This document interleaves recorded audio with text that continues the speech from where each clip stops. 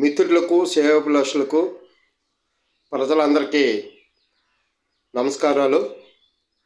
మిత్రులారా, ఈరోజు పదవులు దక్కించుకోవడం కోసం అనేక రంగాలుగా అనేక విధాలుగా ప్రాకులాడినటువంటి కొంతమంది పెద్ద మనుషులు పదవుల చేతికి వచ్చిన తర్వాత అలంకారప్రాయంగా అలంకరించుకొని దర్జాగా తిరుగుతూ ప్రజాపాలనలో ఉండవలసినటువంటి పెద్ద మనుషులు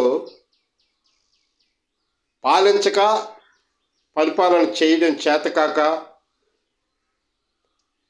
యాత్రా ప్రదేశాలకు తిరుగుతూ ఉన్నారు. ముఖ్యంగా ఈ విషయాలు మన డిప్యూటీ సీఎం పవన్ కళ్యాణ్ గారిని ఉద్దేశించి మాట్లాడుతున్నటువంటి మాటలే. ఇది ప్రజల అభిప్రాయం కూడా.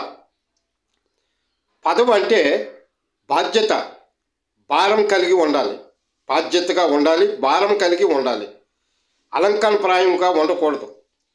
అంచేత మీకు డిప్యూటీ సీఎం పదవిని కట్టబెట్టింది ప్రజలకి ఓట్లు వేసుకోవడానికి, మీరు అధికారం రావడానికి కోసం మీరు చేస్తున్నటువంటి ప్రయత్నాలు, యుద్ధాలు, సమస్యలు, ఒకరిని తొక్కిన ఆరదేస్తానడం, ఇంకొకరు మేము ప్రశ్నిస్తాం, మేము ప్రశ్నించే సత్తా మాకు తప్ప ఈ రాష్ట్రంలో ఎవరికీ లేదు, మేమే ఈ రాష్ట్రాన్ని అభివృద్ధి చేయగలుగుతాం, మేము వస్తేనే మీ అందరినీ బాగు చేయగలుగుతామని చెప్పినటువంటి పెద్ద మనిషి వస్తూ రాగానే లడ్డు అపవిత్రం అని చెప్పేసి మొత్తం తిరుపతి మొదలగు తీర్థయాత్రలాగా మెట్లు కడిగి బొట్లు పెట్టినటువంటి పెద్ద మనిషి ఇటీవల కాలంలో అనారోగ్యంతో బాధపడుతున్నారు.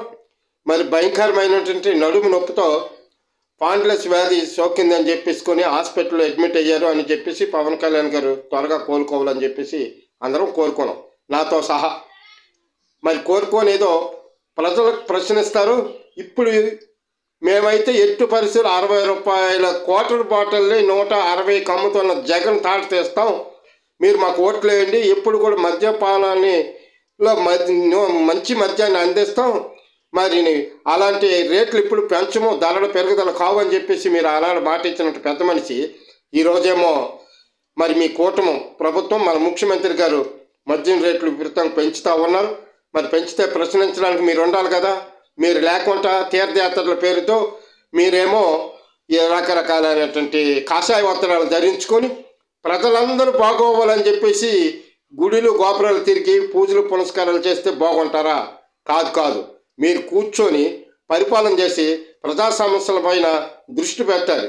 మీకు ఆ దృష్టి లేదు. ఎంతసేపు సనాతన ధర్మం అనుకొని వెళ్తున్నారు. మీకు అసలు పూర్తిగా అనుభవం కూడా లేదు. మీరు కాక మళ్ళీ